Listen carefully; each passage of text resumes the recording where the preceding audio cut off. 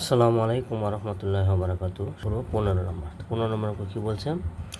X square plus 1 এটাকে আমরা কী দিয়ে গুণ করবো?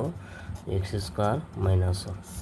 তাহলে আমরা এক্স স্কোয়ার গুণ করলে কত হবে? X to the power 4 plus প্লাসে প্লাস 1 আর এক্স স্কোয়ার গুণ করলে এক্স স্কোয়ার মাইনাস প্লাসে মাইনাস এক্স স্কোয়ার 1 আর এক্স স্কোয়ার গুণ করলে এক্স স্কোয়ার প্লাস মাইনাসে মাইনাস 1 গুণ করলে কত হবে?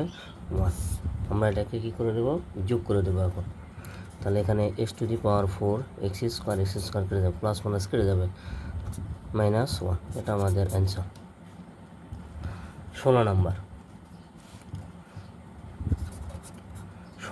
অঙ্ক।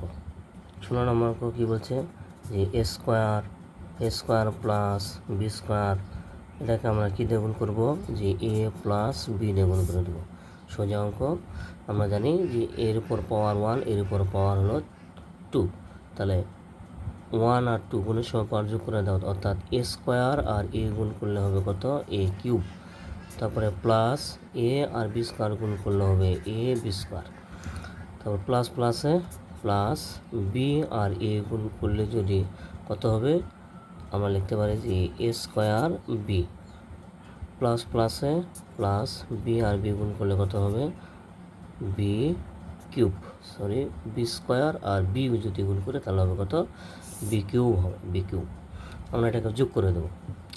আগেকার নিয়ম আমরা যোগ করে দেবো এ কিউব, তারপরে প্লাস। লক্ষ্য করো, এটা হলো এ বি স্কোয়ার আর এটা হলো এ স্কোয়ার বি। দুটা কি একই জিনিস? না, ভিন্ন জিনিস। তাহলে দুটো আলাদা আলাদাভাবে আমরা লিখতে পারি এখানে। Plus A B square plus A square B plus B cube. এটা আমাদের অ্যান্সার।